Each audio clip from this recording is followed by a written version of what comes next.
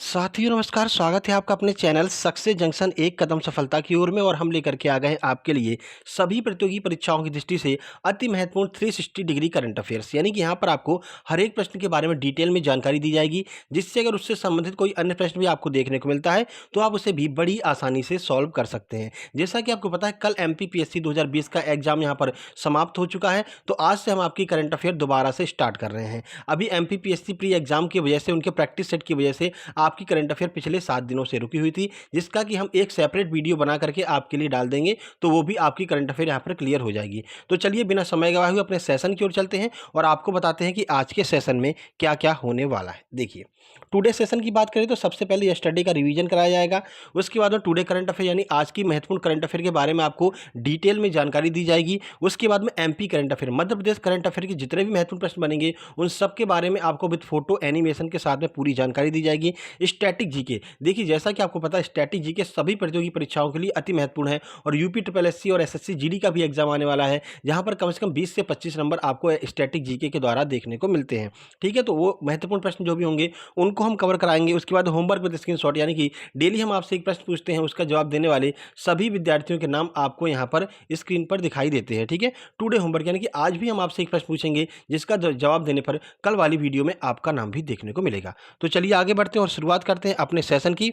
तो आज से हम शुरुआत कर रहे हैं टुडे करंट अफेयर, यानी कि 26 जुलाई 2021 महत्वपूर्ण करंट अफेयर के प्रश्न यहाँ पर आपको देखने को मिलेंगे, क्योंकि आज हम दोबारा स्टार्ट कर रहे हैं तो यस्टरडे वाले प्रश्न आपको यहाँ पर नहीं देखने को मिल रहे हैं। ठीक है, तो चलिए शुरुआत करते हैं। पहला प्रश्न देखते हैं। देखिए, दुनिया का पहला 3D प्रिंटेड स्टील पुल कहाँ पर खोला गया है? तंजानिया, उलान बटोर, नीदरलैंड या फिर टोक्यो? आइए आंसर देख लेते हैं।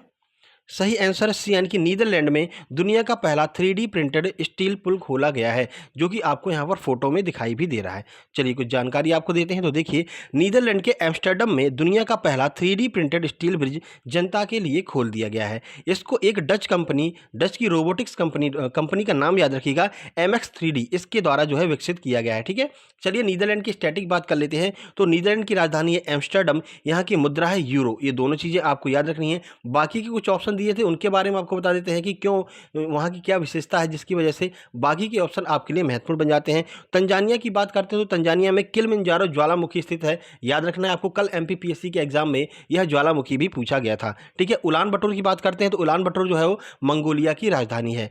टोक्यो की बात करते हैं तो टोक्यो जापान की राजधानी है, जहाँ पर अभी हाल ही में ओलंपिक चल रहा है और मीराबाई चानू ने भारत के लिए पहला मेडल यानी कि सिल्वर मेडल यहाँ पर जीत लिया है। तो ये महत्वपूर्ण जानकारी थी पहले प्रश्न से संबंधित। आइए बढ़ते हैं अगले प्रश्न पर। देखिए, आईओ ने टोक्यो ओलंपिक के प्रायोजक के रूप में किस समूह के साथ में भागीदारी की है? अडानी समूह, रिलायंस समूह, टाटा समूह या फिर इनमें से कोई नहीं? चलिए आंसर देख लेते हैं। सही आंसर है ए, यानी कि जो आईओ ने टोक्यो ओलंपिक के लिए अडानी समूह के साथ में यहाँ पर भागीदारी की है। अब चलिए इस प्रश्न के बारे में पूरी जानकारी देते हैं और आईओए की फुल फॉर्म बताते हैं। तो भारतीय ओलंपिक संघ, यहाँ पर आईओए की फुल फॉर्म हो जाएगी। ठीक है, तो आईओ ने टोक्यो ओलंपिक में चल रहे भारतीय दल के प्रायोजक के रूप में अदानी समूह के साथ में यहाँ पर भागीदारी की है। ठीक है, आईओ के महासचिव की बात करते हैं तो आईओ के महासचिव राजीव मेहता, जो कि टोक्यो में है, उन्होंने इस विकास की घोषणा की है। तो यहाँ से एक प्रश्न आपका और क्लियर हो रहा है कि आईओ के महासचिव कौन है। तो याद रखिएगा, आईओ के महासचिव है कौन? राजीव मेहता। ठीक है, अब यहाँ पर भारतीय ओलंपिक संघ के स्टैटिक की प्रश्नों की बात कर लेते हैं।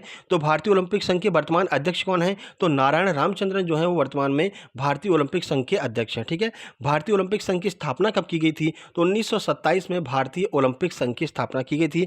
अंतर्राष्ट्रीय ओलंपिक संघ का मुख्यालय कहाँ पर है? यह प्रश्न कल ही MPPSC के एग्जाम में आया है, बहुत महत्वपूर्ण है। तो लुसाने में जो है आपका अंतर्राष्ट्रीय ओलंपिक संघ का मुख्यालय। ठीक है, चलिए आगे बढ़ते हैं और अगले प्रश्न की ओर चलते हैं। देखिए अगला प्रश्न, अभी हाल ही में राष्ट्रपति भवन में किस बैंक की पहली शाखा खोली गई है? PNB, SBI, ICI या फिर HDFC? तो बताइए, अभी हाल ही में राष्ट्रपति भवन में किस बैंक की शाखा खोली गई है? चलिए आंसर देख लेते हैं। सही आंसर बी, यानी कि SBI की यहाँ पर शाखा, पहली शाखा है जो राष्ट्रपति भवन में खोली गई है और पहला ऐसा बैंक है जिसकी जो है शाखा राष्ट्रपति भवन में खोली गई है। देखिए कुछ जानकारी। तो राष्ट्रपति रामनाथ कोविंद ने 24 जुलाई 2021 को राष्ट्रपति संपदा में राष्ट्रपति भवन में जो है भारतीय स्टेट बैंक की एसबीआई की नई शाखा का उद्घाटन यहाँ पर किया है। यह एसबीआई की पहली शाखा है जो राष्ट्रपति भवन के परिसर में खोली जा रही है। इससे पहले कोई भी शाखा राष्ट्रपति भवन के परिसर में नहीं खुली थी। ठीक है, इस ब्रांच के पहले ग्राहक कौन होंगे? तो पहले ग्राहक भी माननीय महामहिम राष्ट्रपति महोदय होंगे। ठीक है, एसबीआई की बात कर लेते हैं। तो एसबीआई के स्टैटिक प्रश्नों की बात करते हैं। एसबीआई के वर्तमान अध्यक्ष कौन है? तो दिनेश कुमार खारा जो है वो वर्तमान में एसबीआई के अध्यक्ष है। एसबीआई की स्थापना कब की गई थी? तो 1 जुलाई 1955 को एसबीआई की स्थापना की गई थी। ठीक है, हेडक्वार्टर कहां पर एसबीआई का? तो मुंबई में एसबीआई का हेडक्वार्टर स्थित है। ठीक है, चलिए आगे बढ़ते हैं और अगले प्रश्न की ओर चलते हैं। देखिए, तो ऑपरेशन सद्भावना किसके द्वारा यहां पर चालू किया गया है? इसरो, डीआरडीओ, भारतीय सेना या फिर मुंबई पुलिस? आंसर की बात कर लेते हैं। सही आंसर है सी, यानी कि भारतीय सेना के द्वारा ऑपरेशन सद्भावना को चालू किया गया है। चलिए कुछ जानकारी आपको देते हैं। तो दूर दराज के गांव को बुनियादी चिकित्सा प्रदान करने के लिए सियाचिन ब्रिगेड द्वारा 24 जुलाई 2021 को एक चिकित्सा और पशु चिकित्सा शिविर का आयोजन किया गया है। ठीक है, इस ऑपरेशन को ऑपरेशन गुडविल के रूप में भी जाना जाता है। तो एक दूसरा नाम भी है इस ऑपरेशन का जिसका नाम है ऑपरेशन गुडविल। तो ये भी आपके लिए महत्वपूर्ण बन सकता है, पूछा जा सकता है। तो चलिए भारतीय सेना के स्टैटिक जीके के प्रश्नों की बात करते हैं। तो भारतीय सेना के वर्तमान में अध्यक्ष कौन है? मनोज मुकुंद नरवाने जो हैं वो भारतीय थल सेना के अध्यक्ष हैं।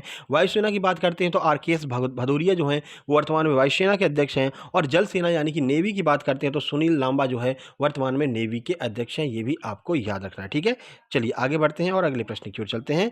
आजाद की शौर्य गाथा नामक प्रदर्शनी किस स्वतंत्रता सेनानी को समर्पित है? अभी हाल ही में आजाद की शौर्य गाथा नामक एक प्रदर्शनी का आयोजन किया गया है। महात्मा गांधी, चंद्रशेखर आजाद, भगत सिंह या फिर राम प्रसाद बिस्मिल?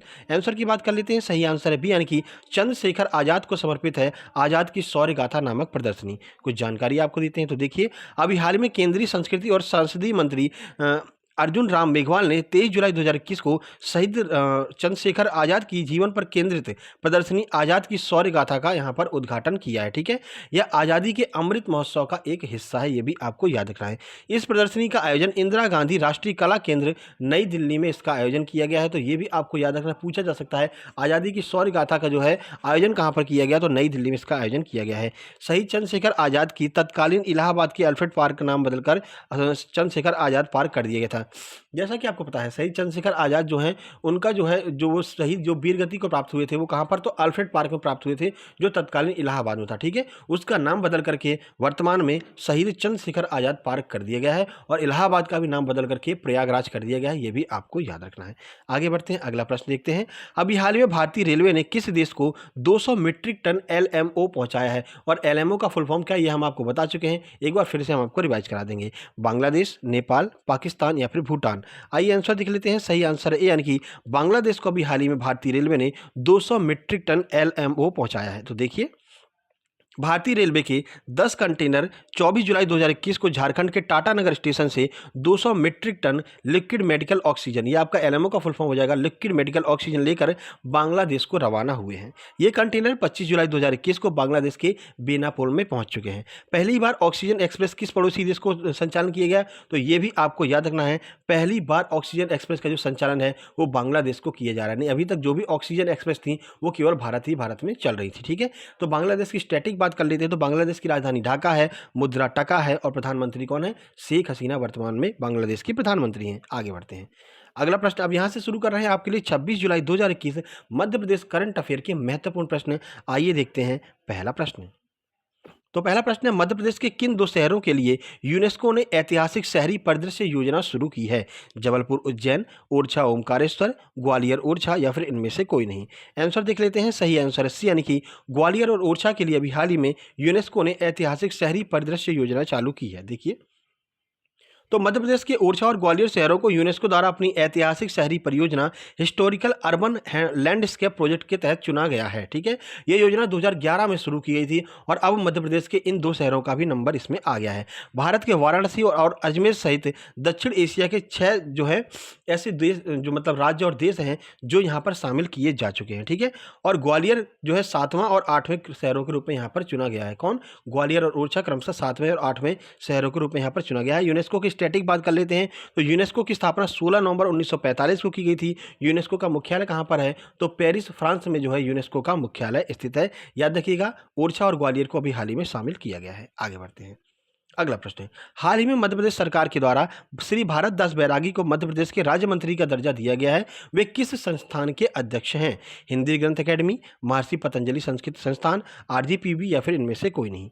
आंसर की बात करते हैं, सही आंसर बी यानी कि महर्षि पतंजलि संस्कृत संस्थान के ये अध्यक्ष हैं। कुछ जानकारी आपको देते हैं, देखिए। तो हाल ही में मध्य प्रदेश सरकार द्वारा महर्षि पतंजलि संस्कृत संस्थान के अध्यक्ष श्री भारत दास बैरागी को मध्य प्रदेश राज्य मंत्री का दर्जा दिया गया है। ठीक है, राज्य मंत्री होता कौन है? तो राज्य मंत्री कैबिनेट मंत्री की सहायता के लिए होता है। उसकी अनुपस्थिति में उस विभाग का कार्यभार भी राज्य मंत्री के रूप में संभाला जाता है।